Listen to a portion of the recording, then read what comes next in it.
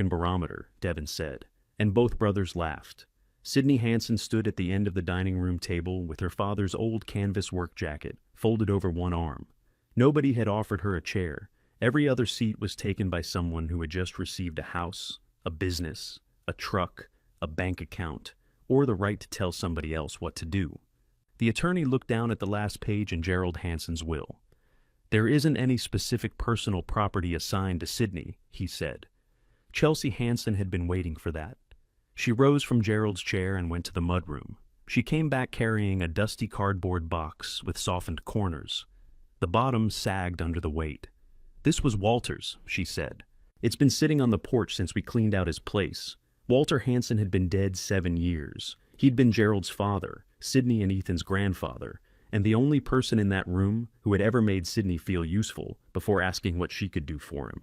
Chelsea set the box on the table. A rusted lantern lay on top of 2 work shirts. Beneath them were fencing gloves, an old rain gauge, 3 stained notebooks, and a round wooden barometer with cracked glass.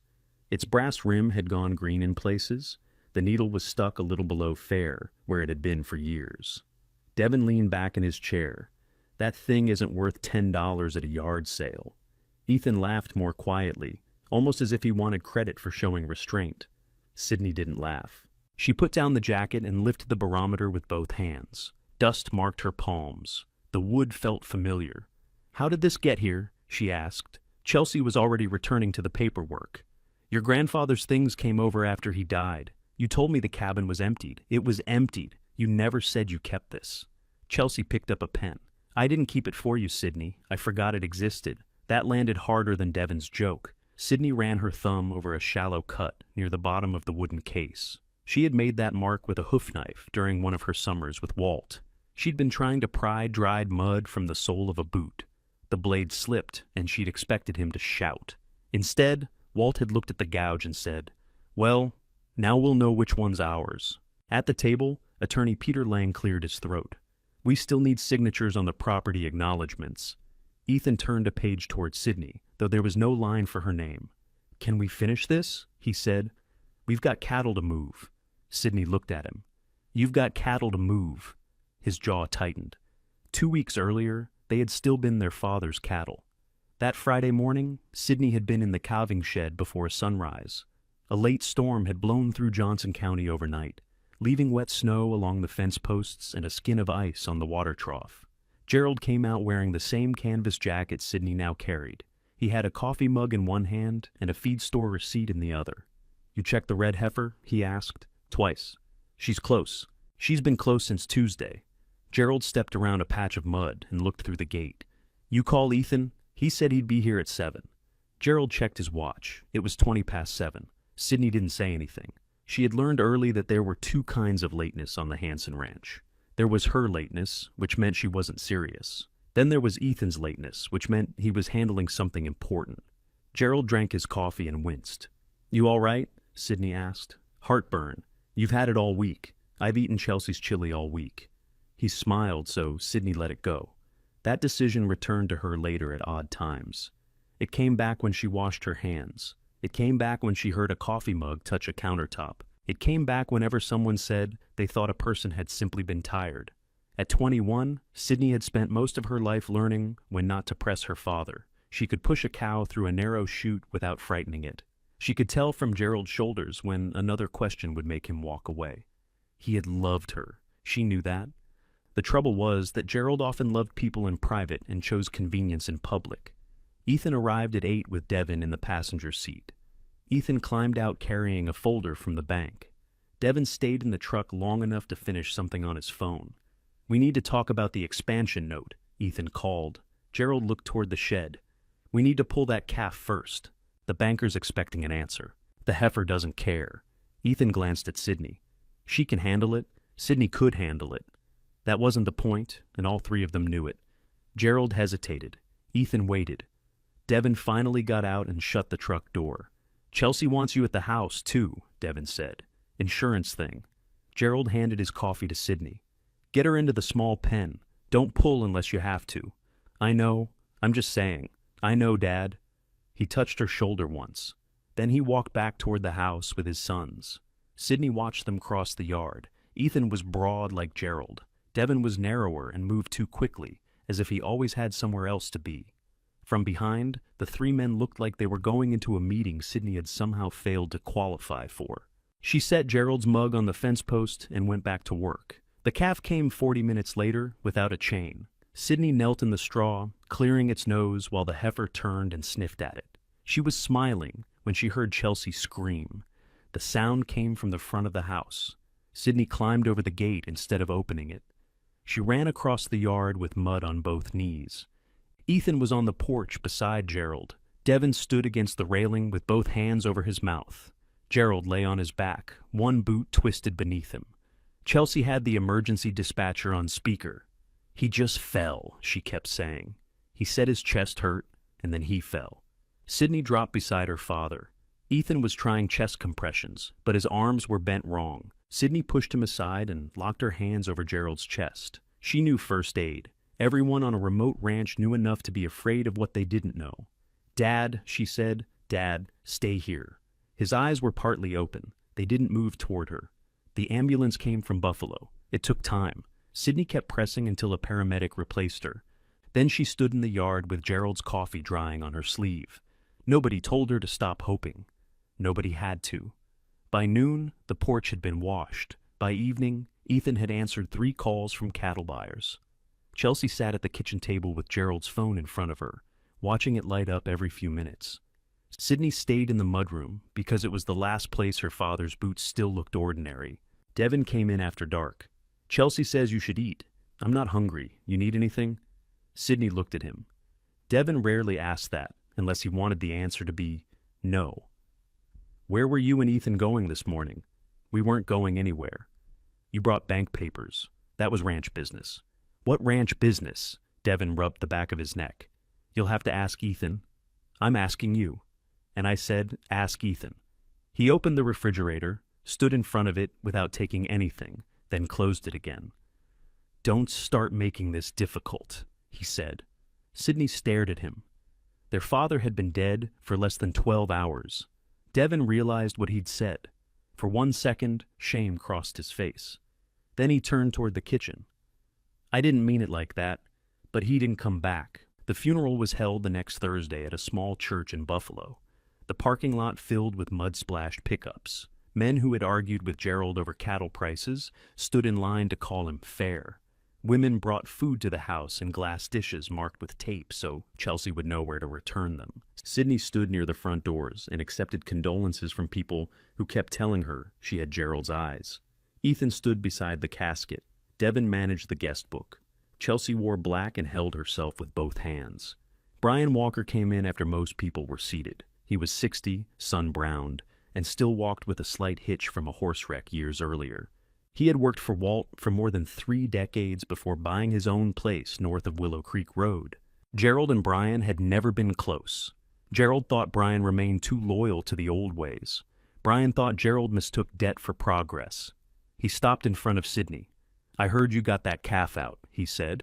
Sydney nodded. "Your dad would have asked about it by now." That was the first thing anyone said all week that made her cry. Brian didn't hug her. He stood beside her while she looked down and wiped her face with the heel of her hand. After the service, he found her again near the church steps. "You staying at the ranch?" he asked. "I live there." "That wasn't what I asked." Sydney looked across the parking lot. Ethan was talking to the banker beside Gerald's truck. Chelsea stood with Peter Lang, the family attorney. Devin was near the road, speaking into his phone with his back turned. "I don't know," she said. Brian watched them too. Walt used to say not knowing was honest, long as you didn't make a home of it. Sydney almost smiled. He said that about weather. He said it about everything. Brian put on his hat and walked toward his truck. The will meeting was scheduled for the following Tuesday. Chelsea called it a family discussion, but the attorney was there when Sydney arrived, and the documents were already arranged in separate stacks. Gerald had signed the will 4 months before his death. Sydney hadn't known he was changing anything. Ethan had known there were new business provisions. Chelsea had known all of it. Devin claimed he hadn't, though he showed no surprise when Peter Lang began reading. Chelsea kept the ranch house and its contents, along with the right to live there for the rest of her life. Ethan received Hanson Cattle Company, the livestock, the operating contracts, and every acre of ranch land recorded in Gerald's name.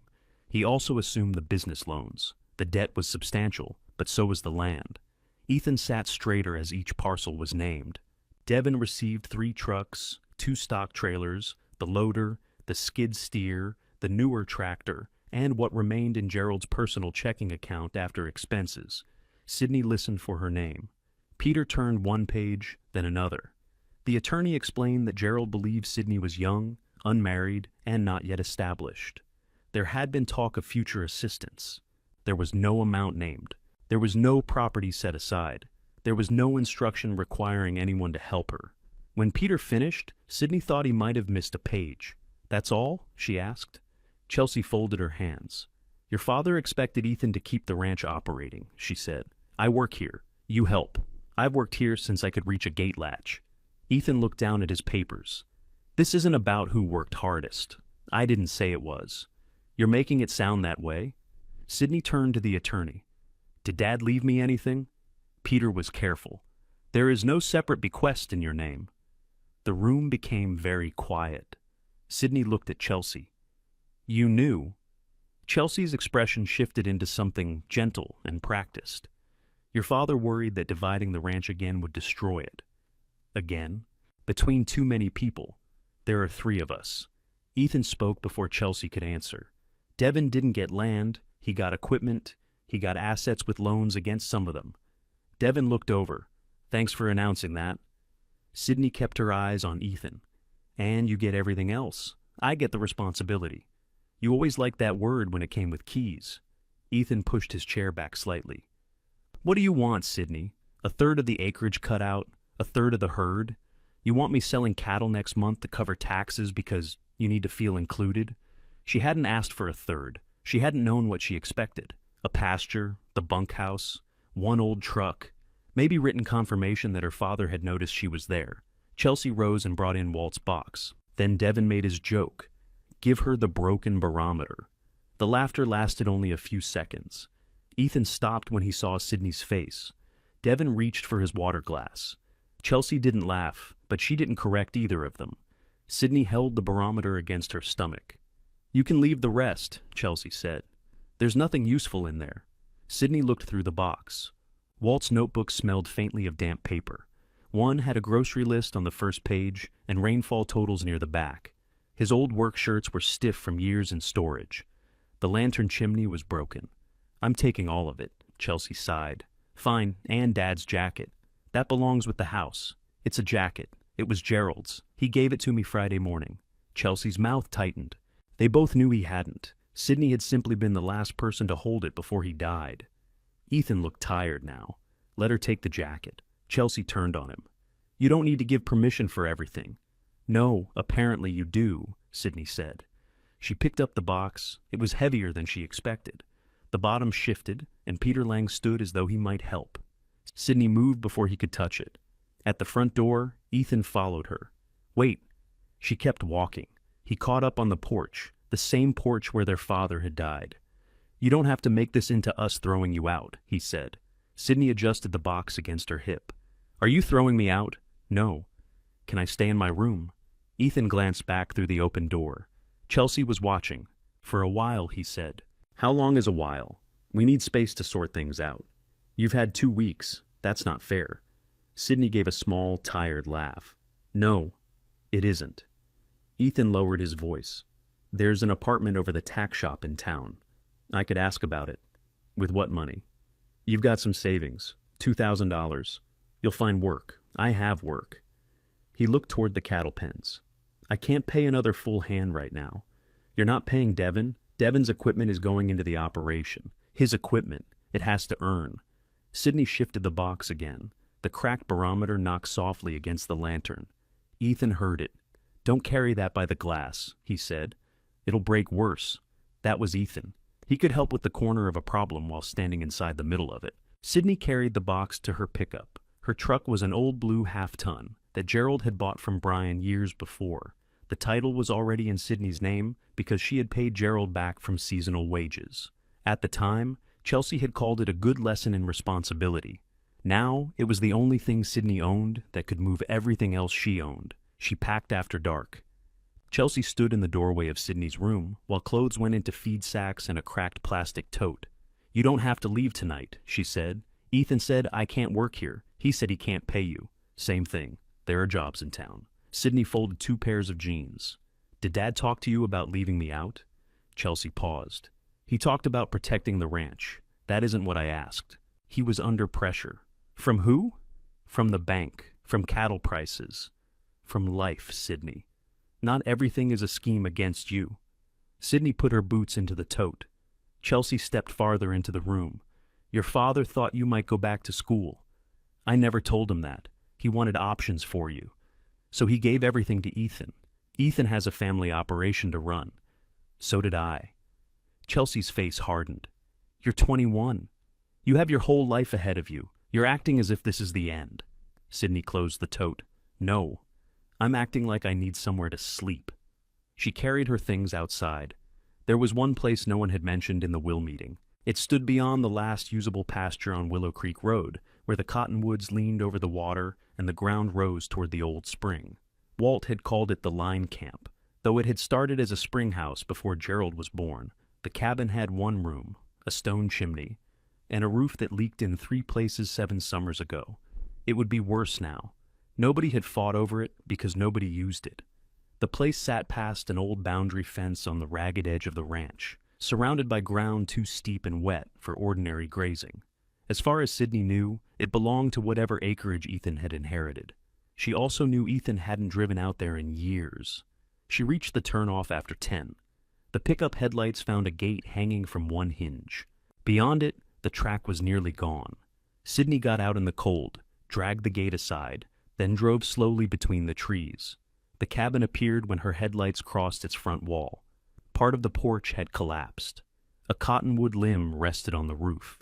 1 window was boarded, and the other reflected her headlights through a gray sheet of dirt. Water moved somewhere behind the cabin. She could hear it even with the truck running. Sydney turned off the engine. The silence felt enormous. She found a flashlight under the seat and carried Walt's box to the porch. The front door had swollen in its frame. She struck it twice with her shoulder before it opened. Mice had been living inside. The old iron stove was rusted. 1 corner of the ceiling sagged under a dark water stain. Wind came through a gap near the window. Still, the walls stood. Sydney set the box on Walt's old workbench. She lifted out the barometer and wiped its cracked glass with her sleeve. The needle remained stuck below fair. "You were wrong about that one," she said. Outside, Willow Creek ran steadily through the dark. Sydney hung the barometer on the nail where Walt had kept it every summer. It leaned slightly because the wooden case had warped. She straightened it, stepped back, and heard something shift inside the brass tube. It was a small sound, too heavy to be dust and too loose to be part of the mechanism. Sydney reached up and took the barometer down again. The wood was cold against her hands. She tilted the case left, then right. Something slid about an inch and stopped. She carried the barometer to the workbench and aimed the flashlight along its edge. The back was held by small flathead screws darkened with age. 2 were missing. Another had been replaced with a newer screw that didn't match. Sydney looked around for Walt's tool drawer, then remembered she had cleaned it out with him 1 summer after a pack rat built a nest behind it. The drawer had been under the bench. It was still there, stuck with swollen wood. She pulled until it opened. Inside were 3 bent nails, a piece of chalk, an empty matchbook, and 1 screwdriver with a chipped red handle. She tried it against the newer screw. The blade fit, but the screw didn't move. Rain began tapping the roof. Sydney looked up. A drop gathered in the sagging corner, fell, and darkened the floor. Another struck the workbench beside the barometer. "Fine," she said. "You can wait." She placed the barometer inside its cardboard box, covered it with one of Walt's shirts, and moved the box away from the leak. The rain came harder. Within minutes, water was running down the wall near the stove. Sydney found an old bucket without a bottom, a cracked enamel basin, and 2 food tins left open for mice. None of them helped much. She dragged the workbench into the driest corner and put her plastic tote under it. The stove door opened with a scream of rust. The flue was clogged, and when she pushed the flashlight up, bits of nest fell into her hair. She shut it again. By midnight, the temperature had dropped enough that her breath showed. She returned to the truck, wrapped herself in Gerald's jacket, and lowered the seat. The cab smelled like dust, old coffee, and the peppermint gum she kept in the ashtray. She could still hear the creak. It ran behind the cabin with the steady confidence of something that didn't need permission. Sydney slept for perhaps an hour at a time. At dawn, she woke to knocking on the driver's window. Brian stood outside holding a metal thermos. She sat up too quickly and struck her knee beneath the steering wheel. "You always sleep sitting up?" he asked through the glass. Sydney opened the door. "Only when the house is raining indoors." He looked toward the cabin. "I saw your tire tracks. You checking up on me?" "I'm checking the creek." He lifted the thermos as if that explained everything. His cattle watered downstream from the spring. During dry months, every change at the head of Willow Creek reached his land by afternoon. Walt had once told Sydney that Brian could hear a blocked culvert from his kitchen. Brian denied this, but he did walk the creek line after every storm. Sydney climbed out. Her back hurt, and one side of her face felt creased from the jacket zipper. Brian handed her the thermos cup. The coffee was black and hot. "You tell Ethan you're here?" he asked. "No, you plan to?" "I plan to drink this first." "That's a plan." He left her beside the truck and walked around the cabin. He studied the roof from 3 angles, tested the porch boards with his boot, and disappeared behind the stone chimney. Sydney followed him with the coffee. "What are you looking for?" "Reasons to tell you this is a bad idea." "Find any?" "Several." He pointed at the cottonwood limb lying across the roof. "That shifted last night." "Another foot. It comes through the rafters. Chimney cap's gone. Porch is mostly decoration now. Back sill has rot." Sydney looked at the crooked building. "Anything good?" "The foundation's still square. You can tell from out here?" "No. Walt told me he said it twice. He rebuilt it. He reset the stones after the flood. Said if the creek wanted the cabin, it could come ask properly." Brian walked toward the water. The creek was wider than Sydney remembered. It came out from beneath a slope of rock and willow roots, crossed a shallow pool, then narrowed beside the cabin. The rain had made it cloudy near the banks, but the center ran clear. Brian crouched and moved a branch caught against a screen of old iron bars. "This intake still feeds your main trough?" Sydney asked. "Feeds the upper one when the diversion's open. Ethan's main trough too, among other things." He pushed the branch free. Water rose through the bars. Sydney looked back at the cabin. "Then, this place isn't useless." "I didn't say it was. Everybody else did." Everybody else was dividing things. Brian stood and wiped his hands on his coat. "People see value differently when they think it's theirs." He said it plainly. Then he returned to the truck and took a small chainsaw from the bed. Sydney followed. "What are you doing?" "Taking that limb off before the wind finishes the job." "I can't pay you. I didn't ask. I don't want charity." "Good. I need help replacing 2 miles of north fence before the cattle go up." "You can work it off." "When?" "As soon as this dries." "That's not a rate. Coffee was free. The rest we'll argue about later." Brian pulled the starter cord. The saw coughed once. Sydney put down the cup. "Tell me where you want the rope." They worked until the wet limb lay in sections beside the porch. Brian climbed the roof while Sydney held the ladder and passed up a roll of black patching membrane from his truck. The shingles were beyond saving, but they covered the worst opening and secured a loose sheet of tin over the sagging corner. Brian moved carefully. His old injury bothered him more in cold weather, though he never mentioned it. Sydney noticed the pause before he put weight on his left leg. "You should come down," she called. "You should hold the ladder. I am holding it. Then we're both doing fine." The stove took longer. They removed 2 nests, a dead starling, and enough dry grass to fill a feed sack. Brian inspected the pipe joints and sent Sydney outside while he lit a twist of newspaper. Smoke came out of the chimney. Some came into the room too, but only for a minute. By late morning, the cabin smelled of wet wood and old ash instead of mice. Brian stood in the middle of the floor and looked around. "You need a door latch." "I need a door. You've got most of one. The bed frame's rotten. Burn it. The table has 1 leg, 3 more, then the porch." Sydney laughed before she could stop herself. Brian nodded toward Walt's box. "That what Chelsea gave you?" "She gave me the box." "Devin gave me a joke." Sydney lifted the shirt and took out the barometer. Brian's face changed, not dramatically. He simply stopped looking around the cabin. "I thought that was gone," he said. "So did I." He held out his hands, and Sydney passed it to him. Brian wiped the brass rim with his thumb. Walt checked this every morning. He checked it at night too. Only when he thought weather was coming. He always thought weather was coming. Brian smiled. Fair. He tapped the glass near the stuck needle. Dropped it, did he? I don't know. That crack wasn't there when I worked here. It was there the last summer. Brian turned the case over. He noticed the mismatched screw immediately. Somebody opened the back. I tried. That screw's seized. He gave the case a gentle shake. The hidden piece moved inside the lower brass tube. Brian shook it again. That isn't part of the works, he said. You're sure? No. You sounded sure. I'm old enough to sound sure while thinking. He took the chipped screwdriver from the bench and tested it. The handle twisted without moving the screw. Don't force it, Sydney said. I'm not. You're turning red. That's the coffee. He stopped and returned the tool. Get some penetrating oil.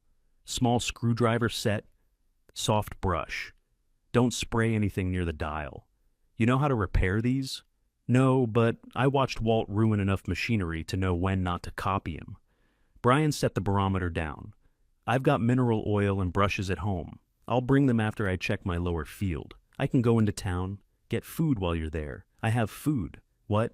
Peanut butter crackers. That's bait. It's food if you don't own a kitchen.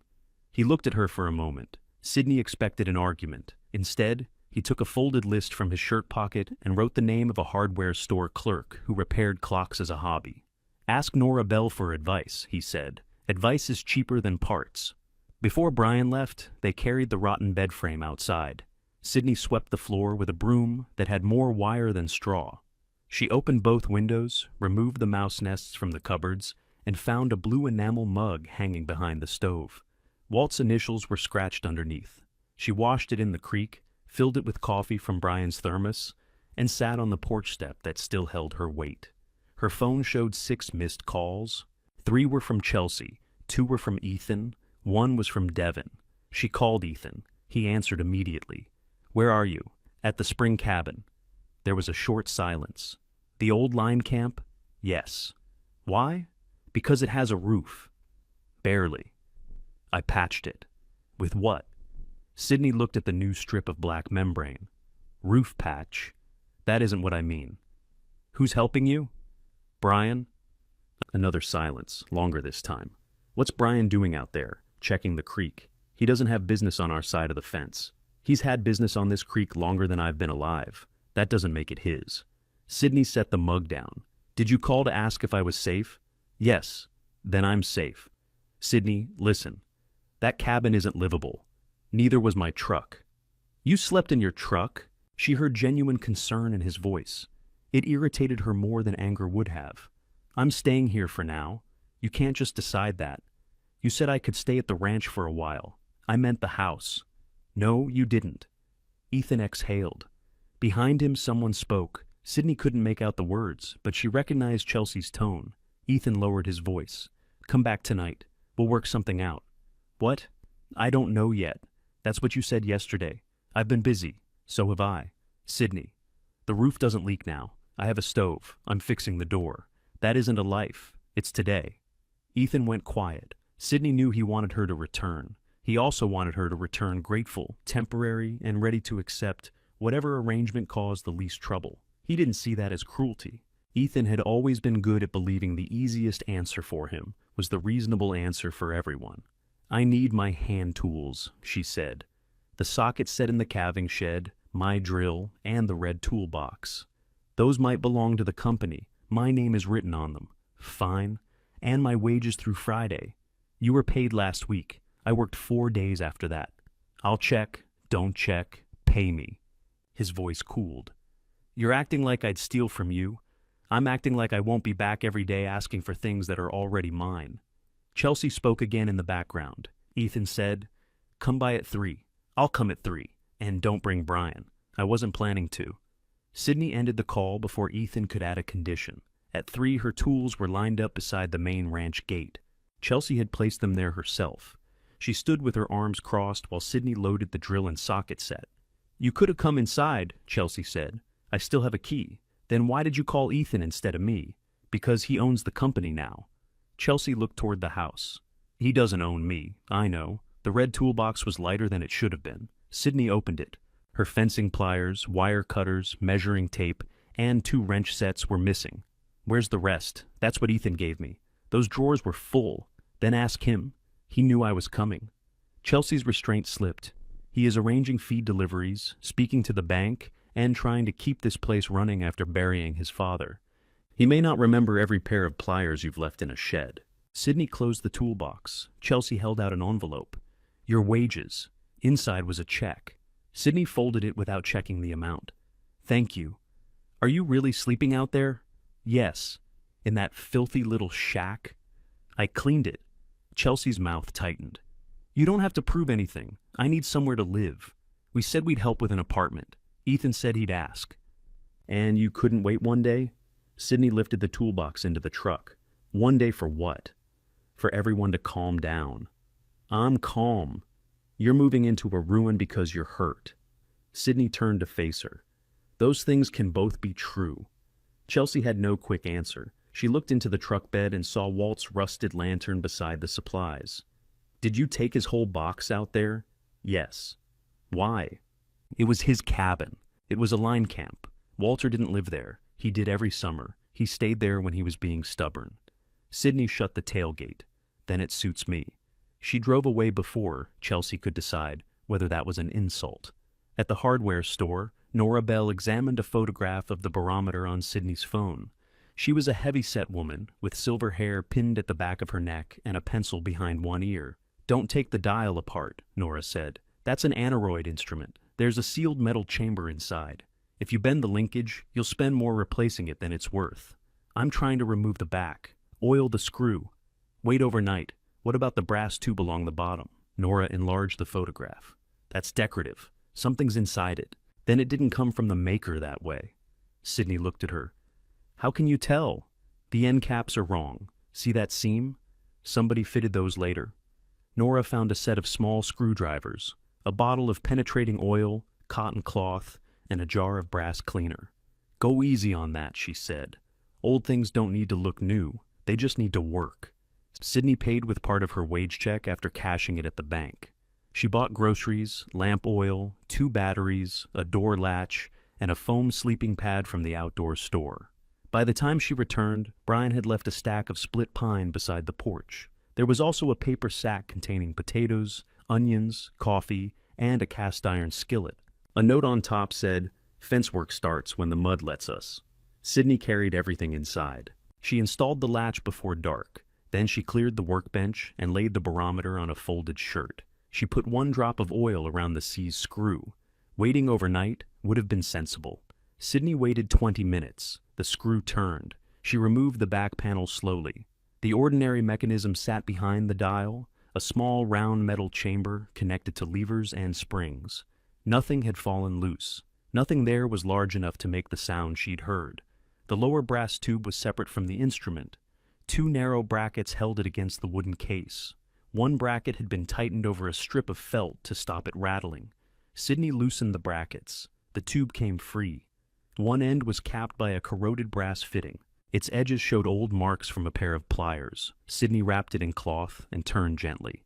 It didn't move. She added oil to the seam, waited, and tried again. The fitting shifted. Sydney stopped breathing for a moment.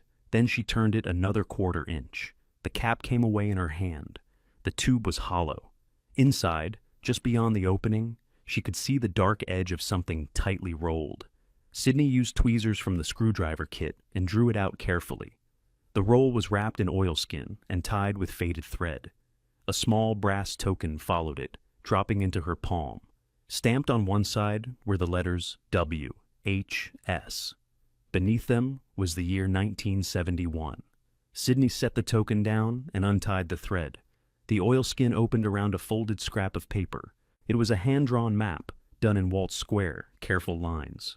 A creek crossed the lower corner. A row of marks climbed toward a shape that might have been a ridge or a boundary. The paper ended along one clean cut, leaving half the drawing missing. Wrapped inside it was a narrower note. Sydney recognized the handwriting before she read the words. Home is where the water starts. She read it twice. Then she looked toward the dark window, where the sound of Willow Creek entered through the imperfect frame. For the first time since the will meeting, Sydney didn't feel merely left behind. Someone had placed this in Walt's barometer, sealed it there, and expected a person to open it. She put the map, the token and the note beneath the lamp.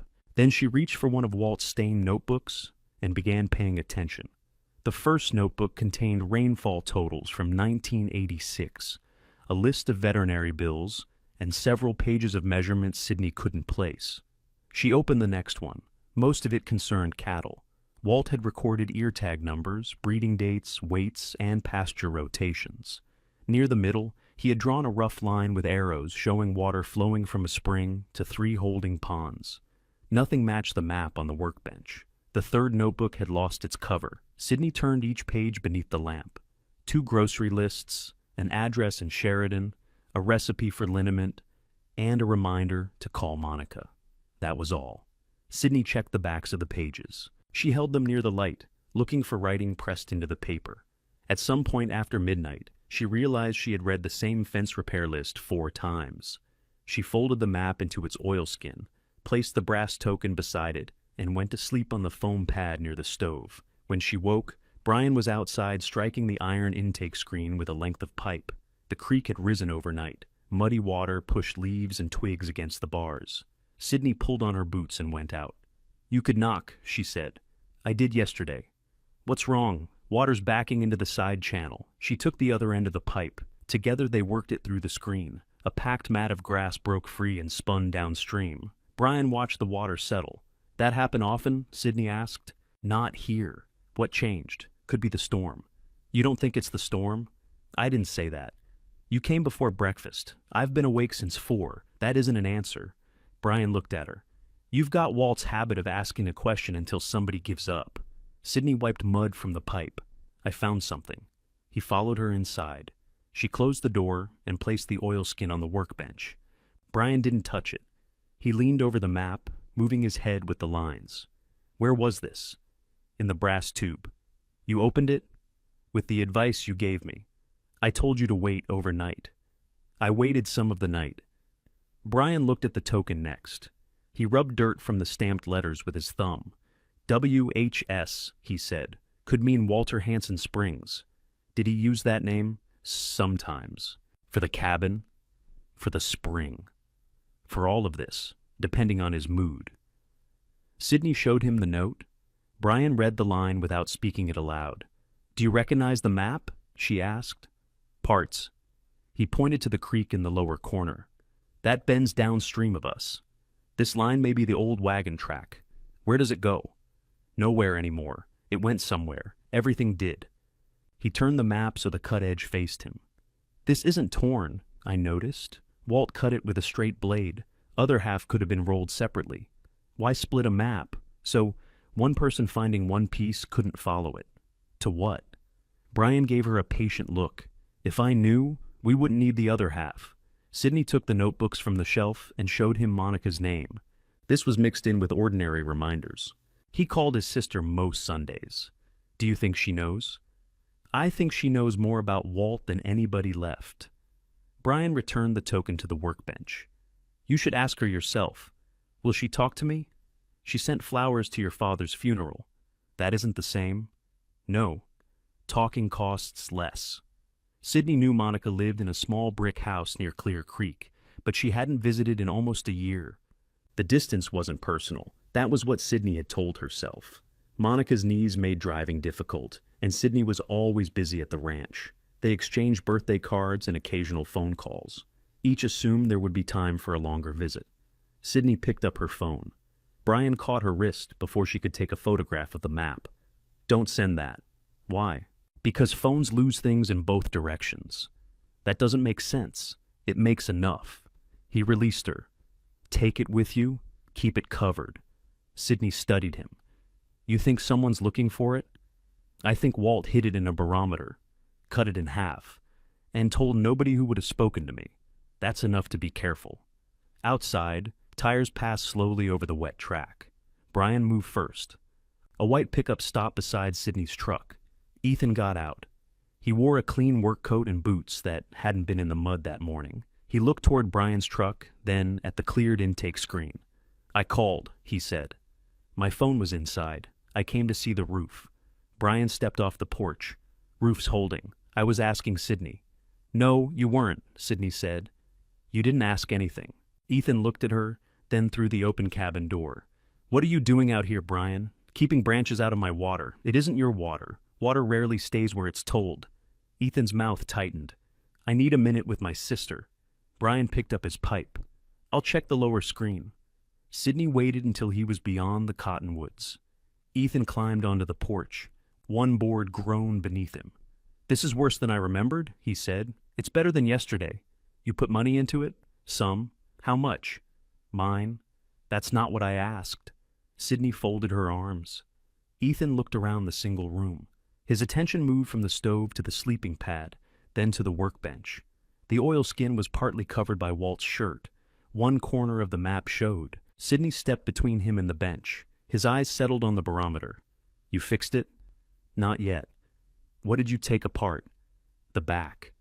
Why? Because something was loose. Ethan glanced at the screwdriver set. Anything important? Sydney's body answered before she did.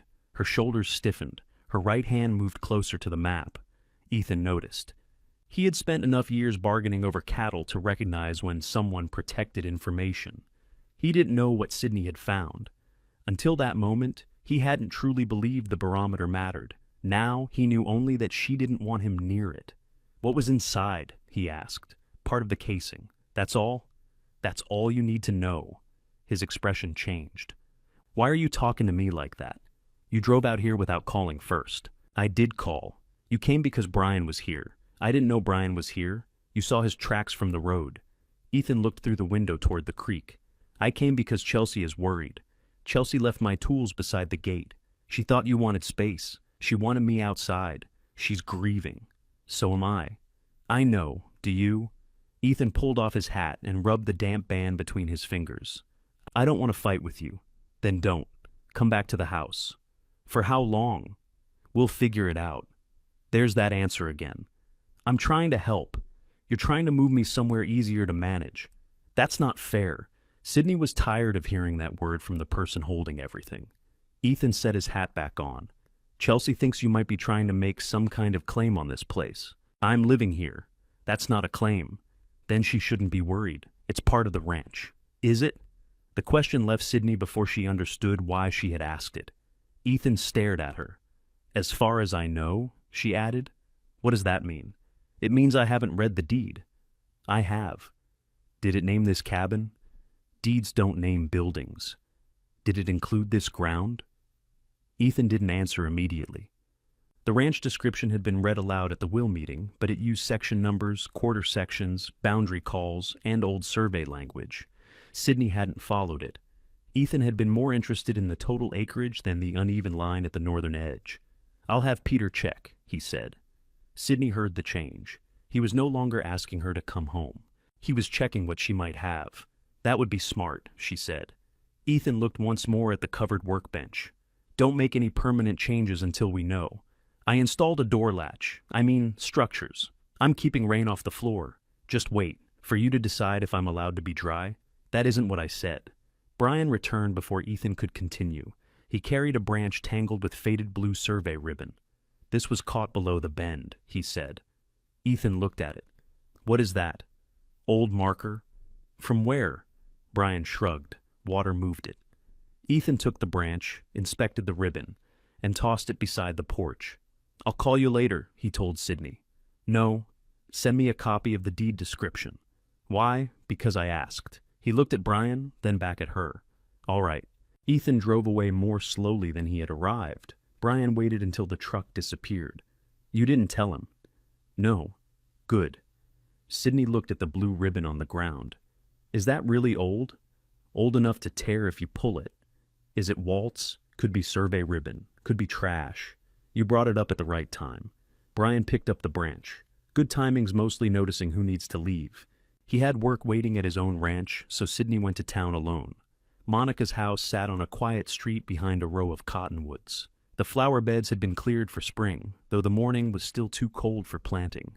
Sydney knocked and heard a chair move inside. Monica opened the door wearing a green cardigan and house shoes. She looked at Sydney for one long second. You've lost weight, she said. Hello to you too. You have. Come in. The house smelled of cinnamon and furniture polish. Framed photographs covered one wall. Walt appeared in several, younger, darker-haired, and uncomfortable in every suit he had ever worn. Monica led Sydney to the kitchen. I heard you left the ranch house. News travels fast. Chelsea called me. When? Yesterday. Sydney stopped beside the table. What did she want? To know if you'd contacted me. What did you say? I asked why you would. And? She said you were upset and going through Walter's old things. Monica filled a kettle at the sink. Her movements were slow but exact. She wanted to know if he ever promised you anything. Sydney took the oilskin packet from inside her coat. What did you tell her? That Walter promised everybody something. Usually rain. Monica set down the kettle. Sydney unwrapped the map and placed the note beside it. For the first time since opening the door, Monica lost her composure. Her hand closed around the edge of the counter. Where did you get that? Inside the Barometer. You opened it? Yes. Monica sat. Sydney remained standing. You knew something was there. I knew he put something there. He wouldn't tell me what. When? The year before he died. What did he tell you? Monica looked at the map, but didn't touch it. He said Gerald was letting other people think for him. He was worried about what would happen to the ranch after he was gone. Other people meaning Chelsea? He didn't give me a list. What about Devon? He mentioned Devon's appetite. For what? Whatever somebody else had. Sydney pulled out the chair across from her. Did Walt say anything about Ethan? Monica's face softened with regret. He said Ethan loved the ranch so much, he might squeeze it to death. That sounded like Walt. It was too specific to be borrowed from anyone else. Sydney slid the map closer. Brian thinks this was cut in half. It was. Where's the other half? Monica looked toward the hallway. Sydney followed her gaze. You have it. I have something Walter left. Why didn't you tell me? Because he told me not to. He's dead. A promise doesn't die because one person does. Then what were you waiting for? Monica turned the note so the handwriting faced her. He said someone might come looking before you were ready. He made me promise I wouldn't hand anything over just because they used the word family. Sydney thought of Chelsea's call. Then she thought of Ethan standing inside the cabin, watching her hand move toward the map. How were you supposed to know when I was ready? Monica met her eyes. You were supposed to bring me his words. She rose and went down the hallway. When she returned, she carried a sealed brown envelope. Walt had written Sydney's name across the front. Monica didn't release it at once. If this leads to land, money, or a fight, they'll come at you differently, she said. Some will sound kind, some will sound frightened. The frightened ones may do more damage. You don't know what it leads to. No, neither do you. Sydney held the envelope between them. That's why I came. Monica let go. Inside was another oilskin scrap. Sydney laid it beside the first. The cut edges met exactly. The completed map showed Willow Creek twisting through the lower ground, the line camp beside it, and a dotted trail climbing behind the cabin. At the top, Walt had drawn a square beneath a cluster of marks that looked like fallen stone. Brian had been wrong about one thing. The map didn't lead to the place where the water ran past the cabin. It led uphill to the place where the water came out of the earth. Beside the square, Walt had written 2 words. First house. Monica read them over Sydney's shoulder. That was the spring house, she said. You remember it? I remember the stones. The building was gone before your father was grown. What happened to it? Part of the slope came down after a wet spring. Walter said the roof gave way first. Your great-grandfather had already moved everyone into the main house by then. Sydney traced the dotted line from the cabin to the square. Did Walt ever dig there? Not that I saw. Did he talk about it? Only once. Monica went to the stove and turned off the kettle. She had forgotten it was boiling. He said the first house held the beginning of everything. I thought he meant the family. Walter liked to sound mysterious when he had no intention of explaining himself. Did he say when? It was the same year he gave me the envelope. Sydney folded the joined map carefully. I need to go. You need to eat. I'm not hungry. That answer runs in the family. It's never true. Monica made 2 cheese sandwiches and wrapped one for Sydney to take. While they ate, she asked where Sydney was sleeping, whether the stove drew properly, and whether Brian still ignored his bad leg. Then she asked, Does Ethan know you found the map? He knows I found something. That may be enough. Sydney looked at the hallway where the envelope had been kept. Why did Chelsea call you before I did? Because she knew Walter trusted me. Did she know about the envelope? No. You're sure? She circled the subject for 15 minutes. People don't circle what they already have. Monica took Sydney's empty plate. Don't show her the whole map. I wasn't planning to show anyone. You showed Brian. He helped me open the barometer. That wasn't my question. Sydney folded the sandwich wrapper into a square. I trust him. Monica nodded once. Then be sure he knows what that costs. The road back to Willow Creek had dried enough for Sydney to drive faster. Even so, she slowed at every rise, checking her mirror. No one followed her. Brian's truck was gone when she reached the cabin. She called him and got his voicemail. I found the other half, she said. It points above the spring. Call me before you come over. She ended the message, then called again. And bring a shovel. He arrived an hour later with 2 shovels, a long steel probe, a coil of rope, and a face that said he had already decided she was moving too quickly. Sydney spread the map across the workbench. Brian leaned over it. First house, he read. You know where it was? Roughly? That means yes. It means the slope moved. When? Before I worked for Walt. He showed me the old foundation once when we cleared brush. Why? Because I asked why there were square stones in the hill. What did he say? That people kept building too close to water, then blamed the water? Brian studied the map again. This square might be the foundation. Or it might be a spring box. What's the difference? A foundation held a building. A spring box collected water before it entered a pipe. Could either hold something else, if somebody put something there. Sydney showed him the joined cut. Walt wanted this found. He wanted you to have a map. That isn't the same as telling you to dig into a wet hillside. What do you suggest? We look first. The dotted trail no longer existed, but the ground behind the cabin still rose between 2 lines of willows. They climbed slowly, stepping around slick stones and old roots. Brian carried the probe. Sydney kept the map inside her coat. The sound of the creek changed as they climbed. Below the cabin, it ran over gravel. Near the spring, it moved beneath stone before appearing in narrow, clear channels. 20 minutes up, Brian stopped beside a leaning pine. This was the wagon track. Sydney saw only a shallow shelf covered in grass. How can you tell? Ground's too level. They followed it toward a pile of broken rock. At first, the pile looked natural. Then Sydney saw one stone with a flat face and a squared corner. Another lay beneath it at a right angle. Brian pushed the probe into the soil. It went down nearly 2 feet before striking something hard. He moved 3 feet left and tried again. This time, it struck stone after 6 inches. Wall, he said. Sydney looked over the rockfall. Where do we start? We don't. You brought shovels. For looking. I looked. Brian rested both hands on the probe. If this is the old spring house, the back wall could be holding the hill. You pull the wrong stone, it comes down. So, we pull the right one.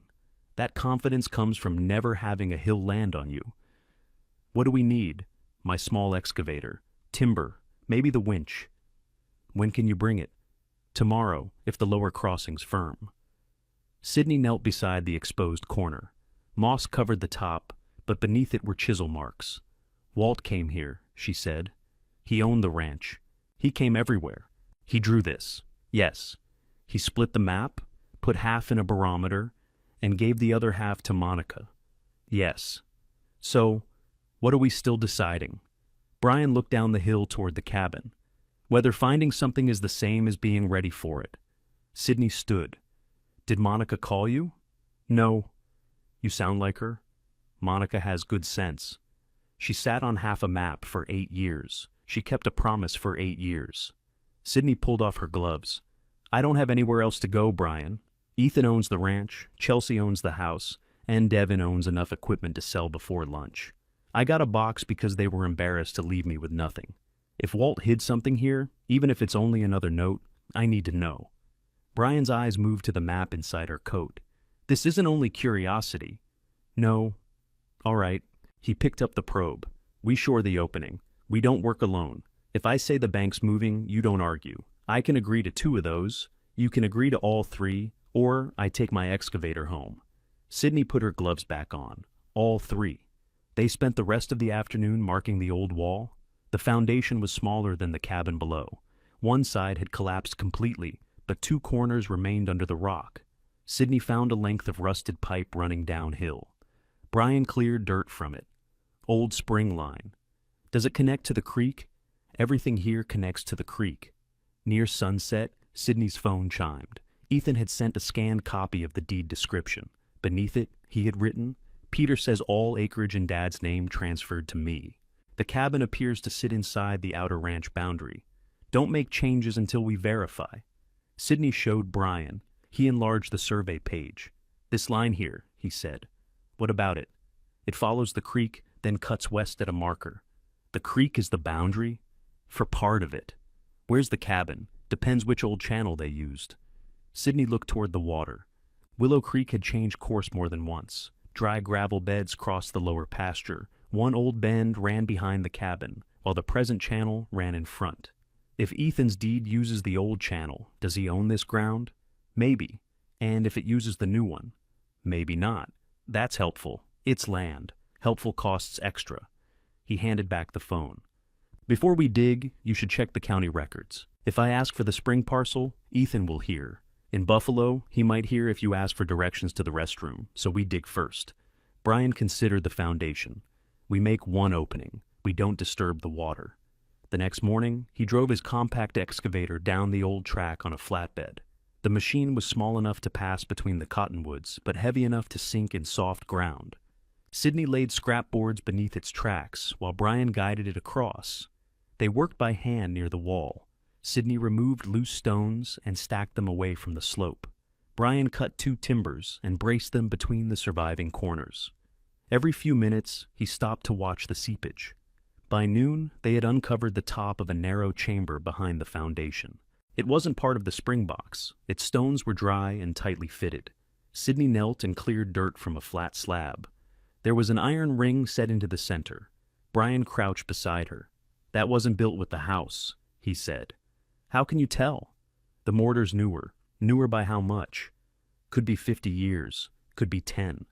Sydney wrapped the rope through the ring. The slab didn't move when they pulled by hand. Brian attached the line to the excavator bucket and lifted until the seal broke with a low grinding sound. Cold air came out of the opening. The cavity beneath was only 3 feet deep. A metal box sat inside, covered with an oilcloth sheet and raised above the floor on 2 bricks. Sydney reached toward it. Brian caught the back of her coat. "Check the stones."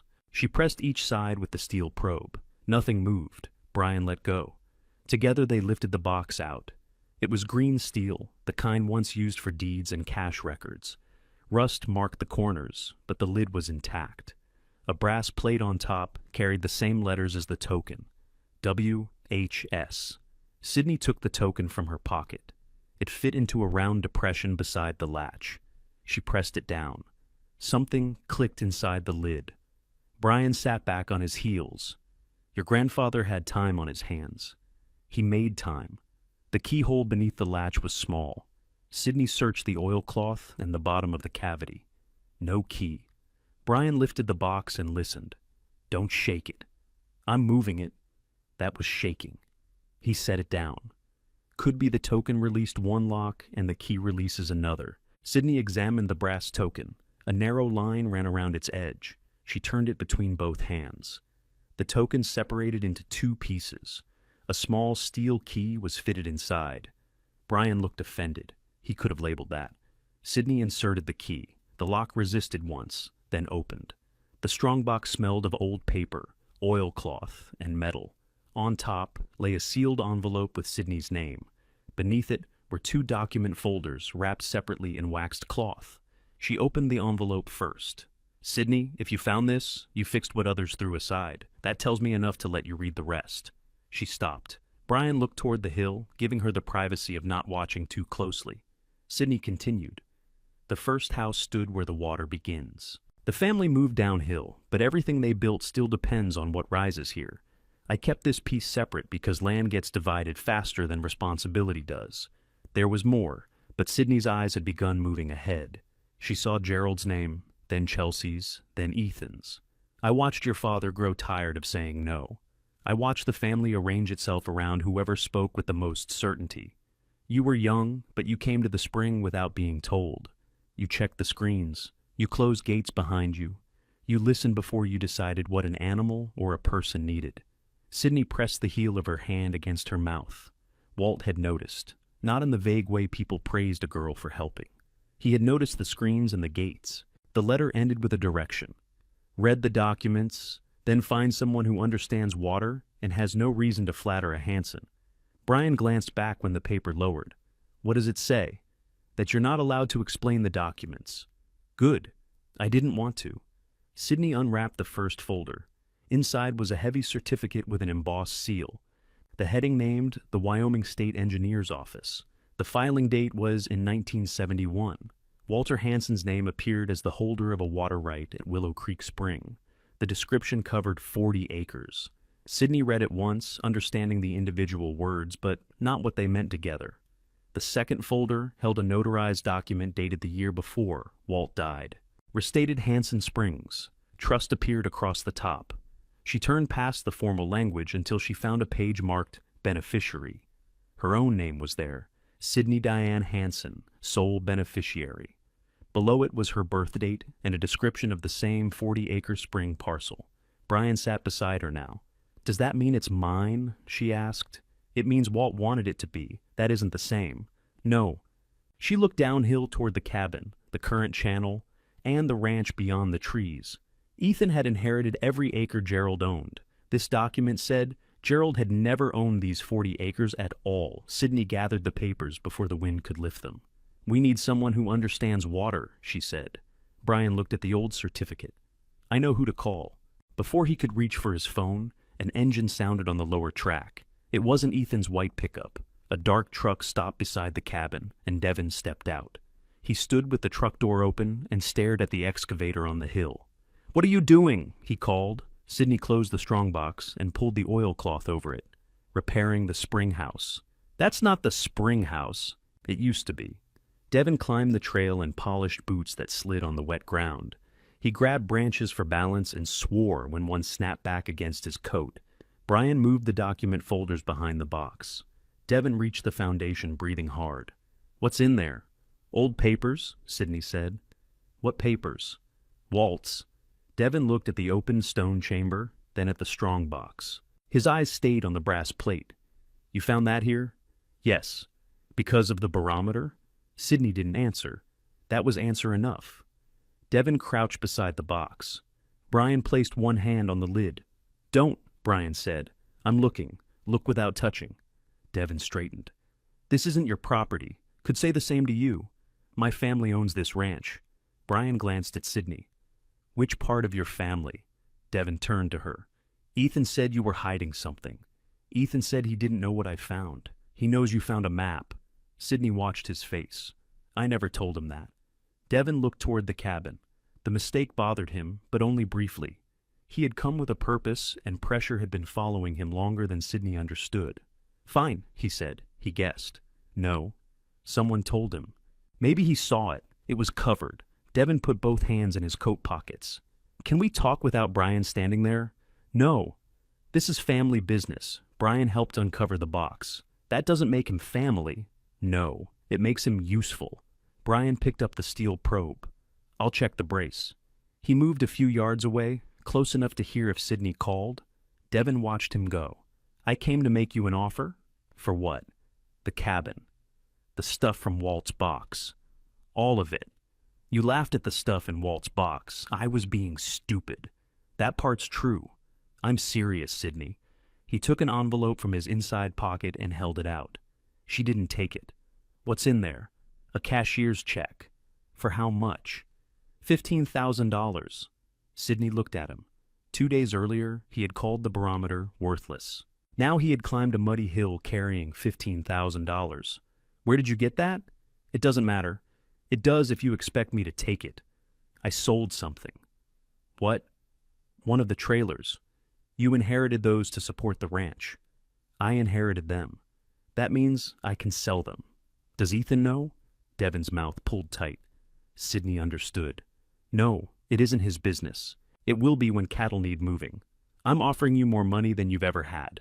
For a broken barometer and a shack. For an easy exit. Easy for who? For everybody. Sydney looked at the envelope again. How much do you owe? Devin's eyes narrowed. Who told you? No one. Then don't guess. Monica said Walt worried about your appetite. Monica doesn't know anything about me. She knew enough for that to bother you. Devin turned away. He walked to the edge of the foundation and looked down at the creek. It's temporary, he said. What is? The debt. Debt isn't temporary because you call it that. You sound like Ethan. How much? He rubbed both hands over his face. About 60,000. Sydney said nothing. Devin looked back at her. It wasn't one night. It got away from me. Betting? Sports, mostly. Mostly? A few card games. Does Chelsea know? She knows there's debt. Does she know how much? She knows enough. The inheritance made a different kind of sense now. The checking account, the trucks, the equipment, the assets that could be turned into money quickly, all of them had gone to Devin. Ethan had received land and obligations. Chelsea had received the house. Nothing liquid had gone to Sydney because Devin needed everything that could be sold without waiting. Did Dad know? She asked. Not the final number. What number did he know? 20. And he still gave you the checking account? Devin looked ashamed, but not surprised. He had asked himself the same question and accepted the answer because he needed it. Mom said, I needed a clean start. Sydney felt something settle inside her. This wasn't Dad's idea. He signed the will. That isn't what I said. Devin held out the envelope again. Take the money. Go to Casper or Sheridan. Get an apartment. Go back to school if you want. You don't even like being around Chelsea. You haven't answered me. Mom talked to him. Ethan talked to him. Everybody talked to him. About leaving me out? About keeping the ranch together and giving you everything you could sell. I'm trying to fix my life. With Walt's barometer? With whatever's in that box. There it was. No concern, no sentiment, no cleanup. Devin didn't know what Sydney had found, but he believed it might be worth enough to cover what he owed. He was offering a quarter of his debt because he hoped the truth was worth more. You don't know what's in there, she said. Neither do you. I've read it. His attention sharpened. Then tell me. No. Is it money? No. Land? Sydney lifted the strongbox. Devin stepped toward her. Brian turned from the brace. Sydney held the box against her chest. Go home, she said. You can't keep family property. It wasn't in Gerald's house. It wasn't on Gerald's inventory. You didn't even know it existed. Walt was our grandfather. He was not your grandfather. The word stopped him. Devin had been brought into the family when Chelsea married Gerald. Walt had treated him fairly, but Devin was Chelsea's son from before the marriage. He had called Walter by his name, never Granddad. Sydney didn't enjoy saying it. She also wasn't going to let him rewrite their relationships to reach inside a strongbox. He was part of my family, Devin said. Then you shouldn't have laughed when Chelsea brought out his things. Devin put the envelope back inside his coat. You're making a mistake. Maybe. You don't know what people do when they need money. I'm learning. He looked at Brian, then down toward his truck. Mom won't let you stay here once she knows you're digging. She doesn't own this. You'd better be sure. He walked down the trail without another word. Brian waited until the truck left. You all right? No. Good answer. Sydney looked at the strongbox. I need to ask Chelsea what she did. You think she'll tell you? I think Devin already did. They carried the documents to Brian's truck. He had a locking metal compartment behind the seat and offered to keep them there until Sydney spoke to an attorney. Sydney refused. They have my name on them. That doesn't keep them dry. I have the strongbox. That has a hole in one corner. I'll wrap it. Brian didn't argue again. He helped her lower it into the locked toolbox in her truck bed. I'll call James Martinez, he said. He handled my water filing. When? Today. Don't send him copies yet. I won't. Sydney drove directly to the main house. Chelsea was in the kitchen sorting Gerald's medications into a paper bag for disposal. The ordinary sight of it made Sydney stop. His name was printed on every bottle. Some were nearly full. Chelsea looked up. Devin says you found something. He got back fast. He called. Did he mention offering me $15,000? Chelsea went still. He what? A cashier's check. He sold one of the trailers. That trailer was his. Ethan won't see it that way. Chelsea tied the bag closed. What did you find? Sydney sat across from her. Why did Dad leave me nothing? We have been through this. No. You told me he wanted to protect the ranch. I want to know what you said to him." Chelsea carried the bag to the counter. "Your father made his own decisions. What did you say?" "I reminded him that Ethan had spent his adult life preparing to run the company, so had I. You were 20 when the will was signed. I was working full-time. You were still changing your mind every other month. About what? School, town, whether you wanted to stay here? I talked about taking one accounting class. You talked about leaving." "For class?" Chelsea turned. "And if you had inherited land, what then? You could have sold it, married someone who wanted a piece, forced a division. Gerald couldn't take that chance. Ethan could sell. Ethan would never leave the ranch. No. He'd mortgage it until the bank owned it." Chelsea's eyes hardened. "You don't understand what it costs to keep this place. I understand what it cost me. You are young enough to build something else. And Devin?" The kitchen became quiet. Sydney leaned forward. "You knew about the gambling. I knew he had made mistakes. You knew he needed cash. He needed a way out before the debt ruined him. So, you gave him Dad's checking account and equipment? I asked Gerald to help all three of you according to your needs. All three? You needed freedom." Sydney stared at her. Chelsea believed that sentence, or had repeated it until belief no longer mattered. "You called being left with nothing freedom. You weren't left with nothing. Ethan was supposed to help you get established. There's nothing in the will requiring that." Chelsea's expression shifted. She had known. She had counted on family pressure doing what the legal document did not. "Gerald trusted Ethan," she said. "Dad was tired. Don't. Walt saw it years ago. Dad got tired of saying no, so you kept asking." Chelsea gripped the back of a chair. "I spent 16 years in this house without knowing whether Gerald's blood family would decide I was temporary. Walter never let me forget the ranch came from before me. Ethan had a place because he was the son. You had a place because Walter adored you. Devin and I had whatever Gerald chose to give us, so you made sure he gave you everything first.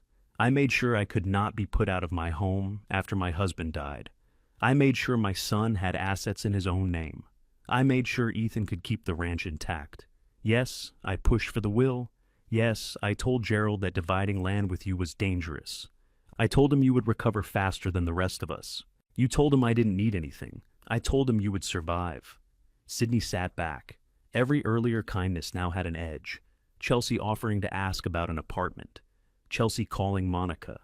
Chelsea leaving the tools at the gate. She wanted Sydney safe enough not to look abandoned, but separate enough not to claim a place. "Did Dad agree with you?" Sydney asked. Chelsea looked toward Gerald's empty chair. He stopped arguing. That was the complete answer. Not agreement. Not a plan for Sydney's future. Gerald had been worn down by debt, expansion, Devin's trouble, and Chelsea's fear. Ethan wanted control. Devin wanted money. Chelsea wanted a house no Hanson could take, and enough assets to save her son. Sydney's share had become the easiest thing to remove, because everyone else needed something more loudly. "What did you find?" Chelsea asked again. Sydney stood. Something Walt didn't leave to Dad. Fear crossed Chelsea's face before she could hide it. "Then, it may not be valid. I didn't say what it was. You said it came from Walter. You called Monica before you knew that." Chelsea didn't answer. Sydney moved toward the mudroom. Behind her, Chelsea said, "If this affects the ranch, Ethan has a right to know. He has a right to learn it the same way I did." "And how is that?" "After everyone else has already decided what belongs to him." Sydney left through the porch door. Her phone rang before she reached the truck. Brian's name appeared on the screen. She answered. "Martinez can meet tomorrow," he said. "He wants the original papers." Sydney looked back at the house. Chelsea stood at the kitchen window with her phone in her hand. "I'll bring them," Sydney said. Brian was waiting at the cabin before sunrise. Sydney placed the strongbox behind her truck seat, then checked the doors twice. She had slept with the key inside her sock. It wasn't comfortable, but comfort had moved down her list. They took Brian's truck to Sheridan. He drove with both hands low on the wheel, and the heater turned higher than necessary.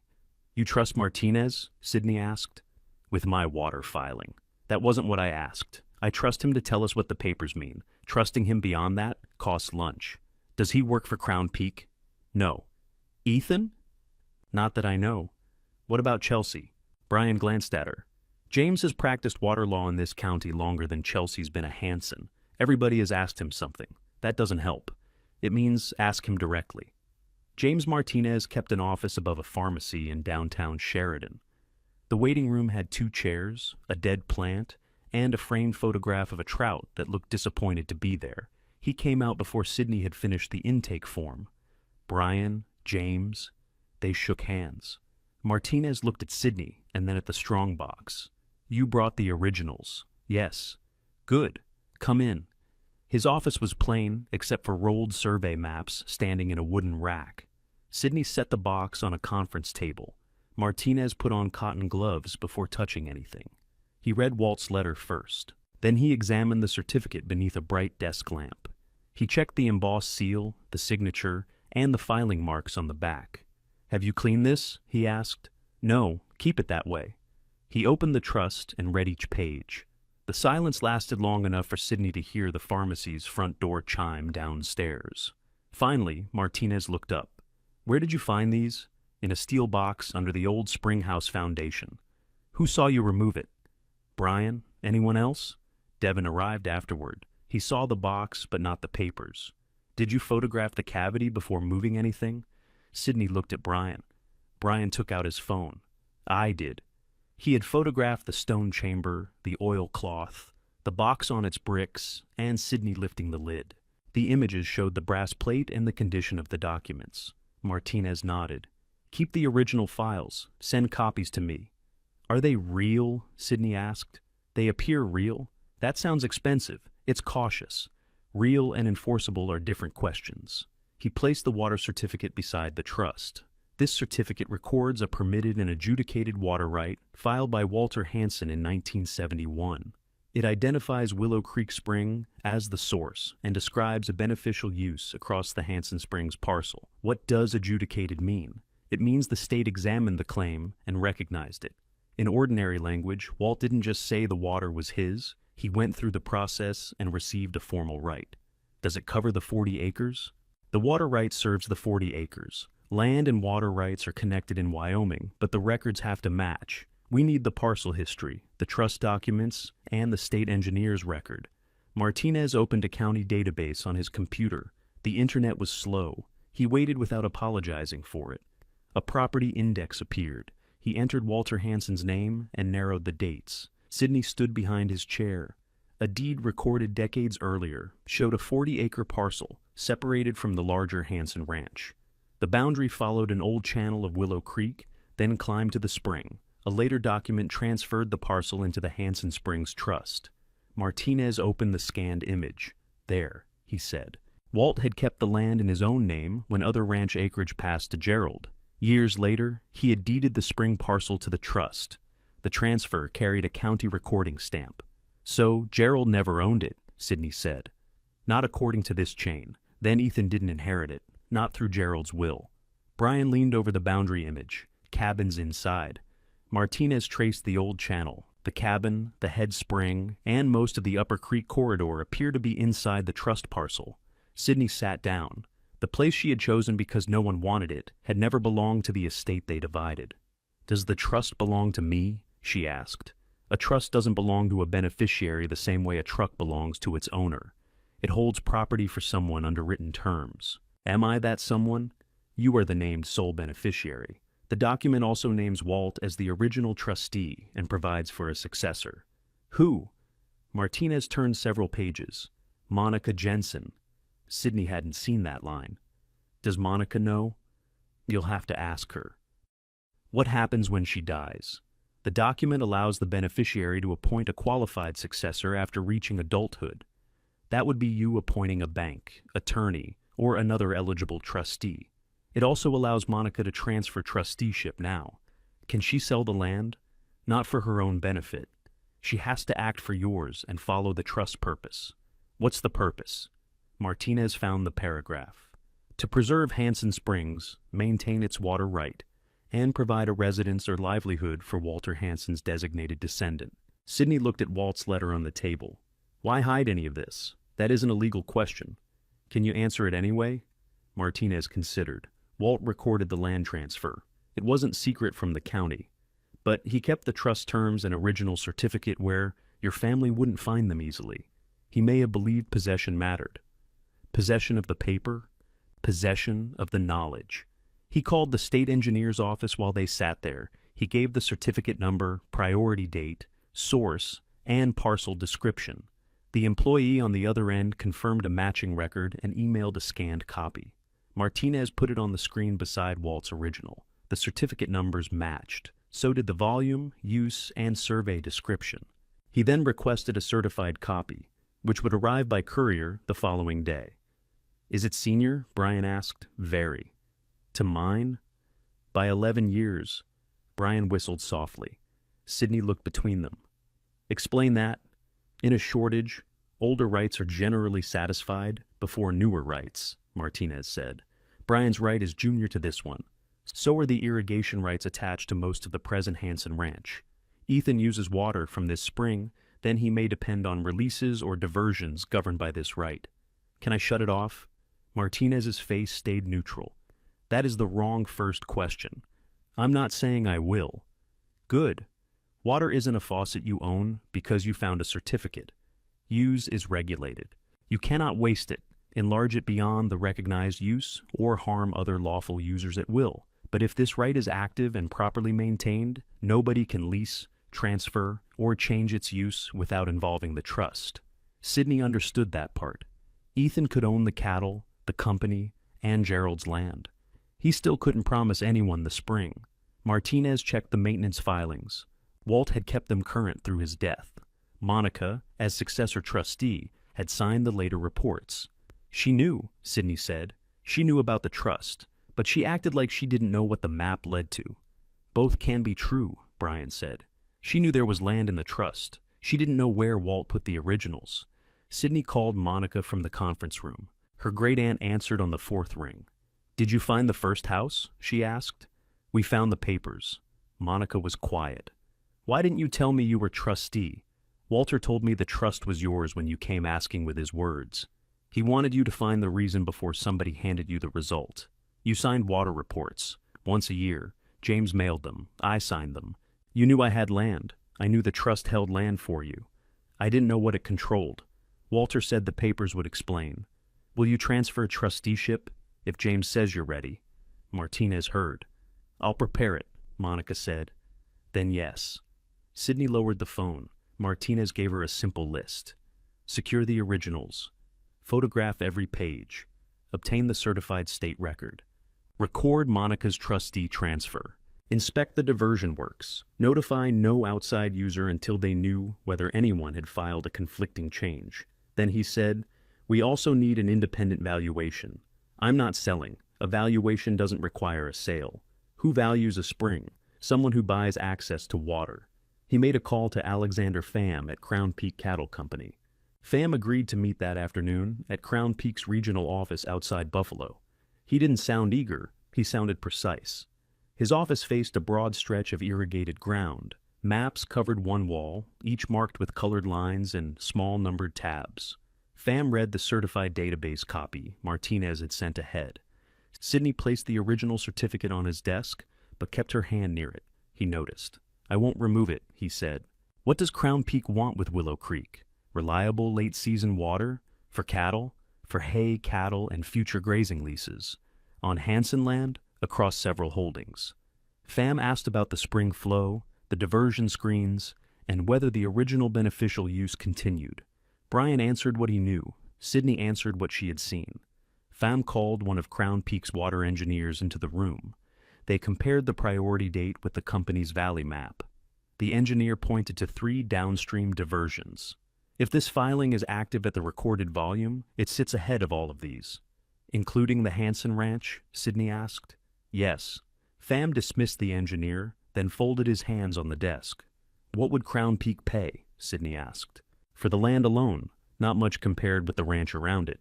For control of the senior right, access corridor, and a long-term change approved by the state, the combined value could approach $4 million. Sydney thought she had misheard him. Brian didn't move. Pham continued before the number could become the whole conversation. "That does not mean I am offering you $4 million today. Approval takes time. Historic use must be proven. A buyer would discount legal risk. The trust may restrict a sale. I don't want to sell the spring. What do you want?" Sydney looked through the window at Crown Peak's irrigated field. She had spent the past week being told what each person needed from her. Ethan needed patience. Devin needed money. Chelsea needed security. Crown Peak needed water. "I want the cabin safe," she said. "I want Brian's cattle watered. I want the Hanson Ranch to stop treating me like I can be moved whenever I'm inconvenient. And I don't want anyone taking more out of that creek than it can carry." Pham leaned back.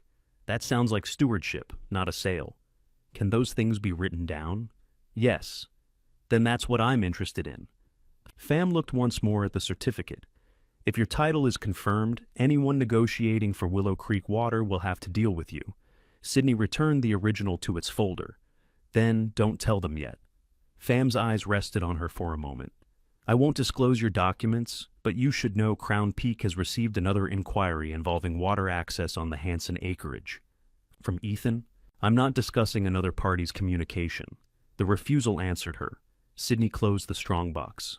"Don't agree to anything," she said. Pham stood. "Bring me proof of authority, and I'll deal with the rightful holder." By evening, Martinez had emailed the prepared trustee transfer. Monica signed it before a notary at her bank. Sydney signed the acceptance in Martinez's office. He filed it electronically with the county. A confirmation arrived 20 minutes later. Sydney read her name on the recorded notice, then placed the phone beside Walt's original certificate. The water right still needed its formal hearing. Crown Peak had made no offer she could accept. Ethan didn't yet know what she could stop, but Sydney now held the recorded authority to speak for Hanson Springs, and no one else did. The county notice arrived the next afternoon. It had been taped to the cabin door inside a clear plastic sleeve. Sydney saw the red heading before she parked. "Unsafe occupancy complaint." A county inspector waited in a tan vehicle near the gate. He introduced himself, showed his identification, and asked permission to enter. "Who filed it?" Sydney asked. "The complainant's name is on the second page, Chelsea Hanson." The complaint listed a failed roof, unapproved electrical work, no septic connection, unsafe heating, and possible foundation damage. It described the cabin as an abandoned ranch outbuilding being used illegally as a residence. "I don't have electricity," Sydney said. "That resolves one item. I have a working stove. I'll need to inspect it. What happens if I say no? I come back with an administrative order, and this takes longer." Sydney let him inside.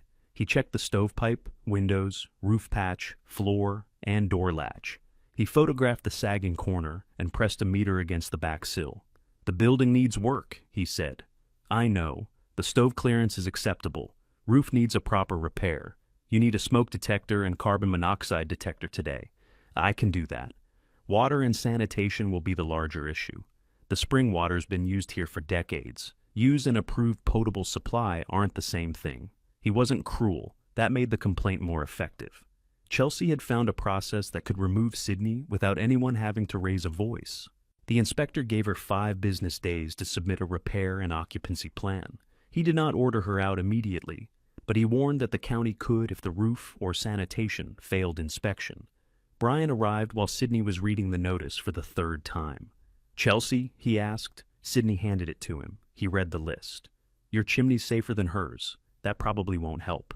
"No." Sydney called Martinez. He listened, then asked her to photograph every page. "Do not ignore it," he said. "Comply with the safety items today. I'll speak to the county."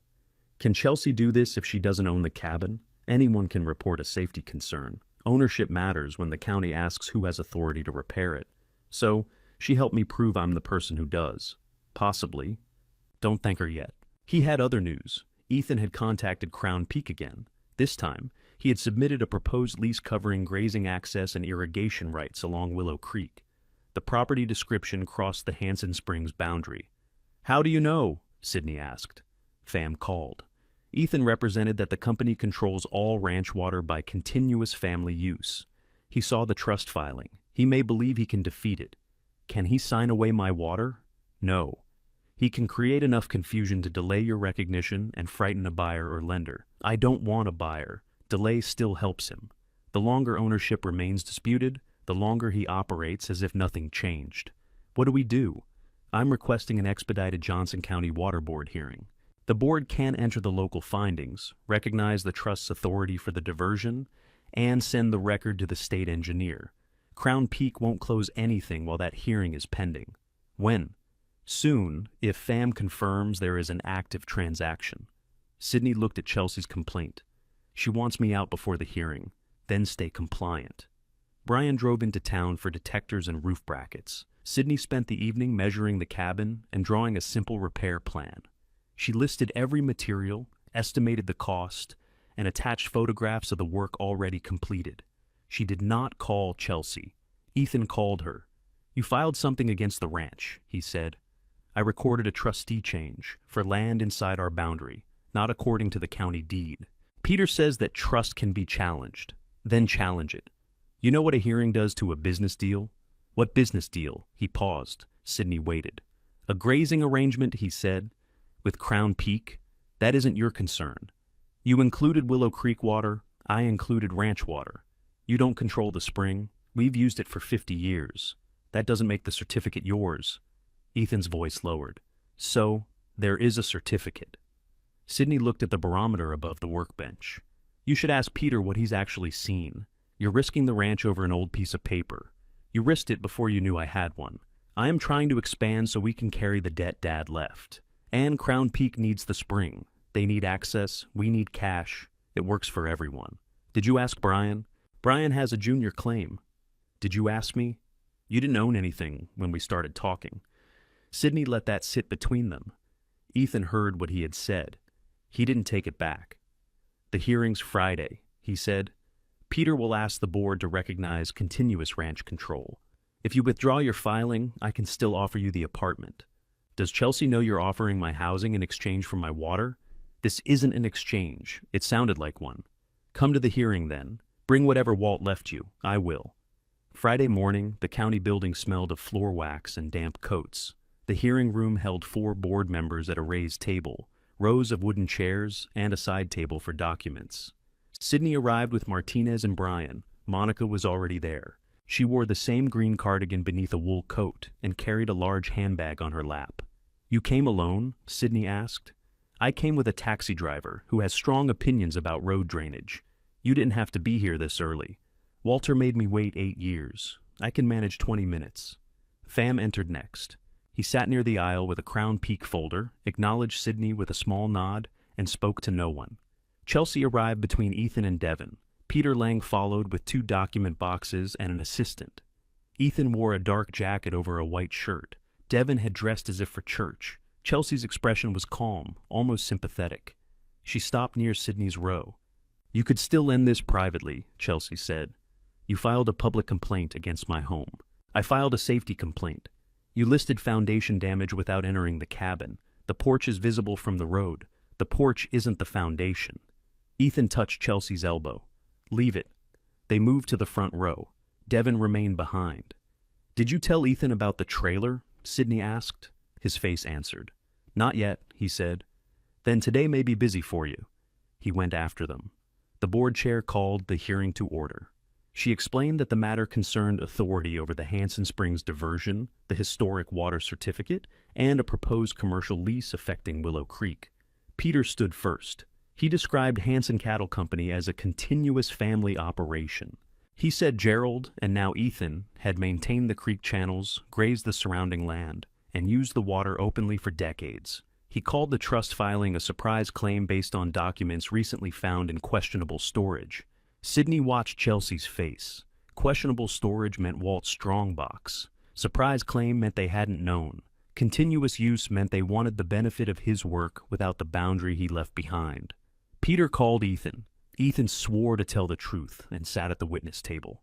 "Who has managed Willow Creek water since Gerald Hansen's death?" Peter asked. "I have." "Who managed it before?" "My father." "Did Sydney Hansen participate in management decisions?" "No." Sydney's hands tightened around each other. Martinez wrote something on a legal pad, but did not object. Peter continued. "When did you first hear of the Hansen Springs Trust?" "After Sydney moved into the line camp and began digging." "Before that, did anyone in your immediate family treat the spring parcel as separate?" "No." Monica shifted in her chair. Ethan saw her but kept going. He testified that Crown Peak had negotiated with him because he controlled the operating ranch. He said the lease income was needed to service company debt and preserve local jobs. There were no employees in the hearing room to support that statement, but it sounded responsible. Did you sign a proposed agreement? Peter asked. Yes. On whose authority? As owner of Hanson Cattle Company and the recorded ranch acreage. Did you believe that authority included Willow Creek irrigation? Yes. Peter placed the proposed lease on the evidence table. Ethan had signed it 3 days earlier, after visiting Sydney's cabin, after seeing the hidden map, and after receiving the deed description with its uncertain boundary. He had not waited for verification. He had committed the ranch to deliver water he did not hold. Peter called Chelsea next. She testified that Gerald intended all ranch operations to pass to Ethan. She said Walter's effects had remained untouched in storage and that no one knew whether the papers inside the buried box were complete, altered, or legally current. Did Gerald ever tell you Sydney owned Hanson Springs? Peter asked. No. Did Walter? No. Would Gerald have allowed a separate water claim to threaten the ranch? Never. Chelsea said the word with confidence. She did not mention calling Monica. She did not mention Devon's debt. She did not mention pushing Gerald until he stopped arguing. Peter called Devon only to confirm that the family had always used the cabin as a ranch outbuilding.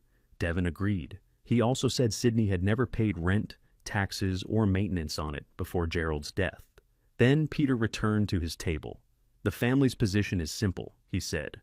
Whatever these newly discovered documents may suggest, practical ownership and continuous beneficial use have remained with Hanson Cattle Company. We ask the board to reject the trustee filing and recognize Ethan Hanson's authority to complete the Crown Peak lease. He sat down. The chair looked toward Martinez. Mr. Martinez, you may present Ms. Hanson's evidence. Martinez stood and carried one folder to the evidence table. This is the certified state engineer's record, he said. It matches the original certificate found inside Walter Hanson's strongbox. He placed both copies side by side. The chair compared the certificate numbers, dates, seals, and surveyed location. Martinez handed her the recorded parcel deed next. This deed separated 40 acres from the main Hanson ranch. Gerald Hanson never owned that parcel. His will could not transfer it to Ethan Hanson. Peter rose. Continuous use may still establish control, not against an active senior right held by the recorded land trust, Martinez said. He produced Walt's maintenance filings. Each year was accounted for. Monica's signatures appeared after Walt's death. Then he called Monica. She took the oath and sat with both hands around the microphone. Did Walter Hanson ask you to serve as trustee? Martinez asked. Yes. Did he tell you who the trust was for? Sydney. When? The year before he died. Why did you not give Sydney the papers then? I didn't have them. I had half a map. A board member looked up. Half a map? Monica nodded toward the cracked barometer resting on Sydney's table. Walter hid the other half inside that. He told me Sydney had to bring me his written words before I gave her mine. Martinez lifted the joined map. What did the completed map identify? The original spring house. That's where Sydney and Brian found the strongbox. Did anyone pressure you about Walter's property? Chelsea called, after Sydney took the barometer. Chelsea's face went still. What did she ask? Whether Walter had promised Sydney anything. Peter objected. The chair allowed the answer because it concerned knowledge of the trust. Martinez asked Monica why she transferred trusteeship to Sydney. Because Walter named her, she found what he left, and she came asking what the land required before asking what it was worth. Monica stepped down. Pham took her place. Peter looked less certain now. Did Ethan Hanson submit a proposed lease to Crown Peak? Martinez asked. Yes. Would Crown Peak complete that lease based on the evidence presented today? No. Why not? Ethan Hanson cannot convey water rights held by the Hanson Springs Trust. Ethan stared ahead. Pham continued. Crown Peak will negotiate only with the recorded trustee and rightful holder. So, the proposed lease is over? It is. The words were quiet. Their effect wasn't. Ethan had committed to a payment schedule based on water he could not deliver. Crown Peak would not proceed, and Hanson Cattle Company would receive none of the expected lease money. Martinez called Sydney last. She carried Walt's letter to the witness table. Did you know about the trust before opening the barometer? He asked. No. Did you know the brass tube was hollow? No. Something moved when I took it down. What was inside? Half a map, a brass token, and a note. What did the note say? Sydney looked at the barometer. Home is where the water starts. And where did the map take you?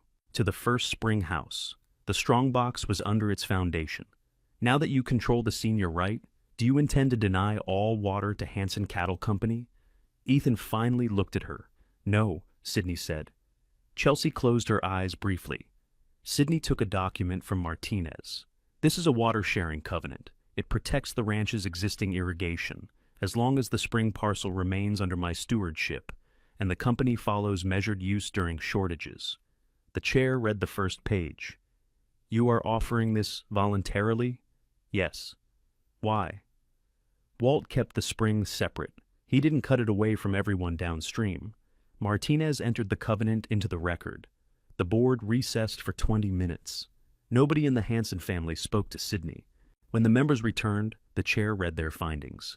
The 40-acre Hanson Springs parcel was separate from Gerald's estate. The trust was active. Sydney's appointment as trustee was valid. The water certificate remained in good standing and held its 1971 priority. Ethan had no authority to lease it. The board recognized Sydney as the person authorized to manage the diversion and forwarded its decision to the state engineer. It also accepted her covenant. The consequence was exact. Ethan kept the ranch, but not unchecked control of the water. Chelsea kept the main house, but her complaint could no longer describe Sydney as a trespasser. Devin kept what remained of his inheritance, along with every debt he had hoped someone else's property would erase. Outside the hearing room, Ethan stopped Sydney beside the stairs. You let Peter put all of that on record. You chose what he said. You could have warned me about the certificate. I asked for the deed. You signed the lease anyway. He looked down at the covenant. You're really guaranteeing the irrigation? If you follow the limits, and if I don't? Then Martinez sends notice, and we return to the board. Ethan nodded. He wasn't grateful yet. He was too embarrassed and too worried about the company debt. I shouldn't have said you owned nothing, he said. No? I thought keeping the ranch meant keeping control. That's what Walt was afraid of. Ethan folded the covenant carefully. I need time. So do I.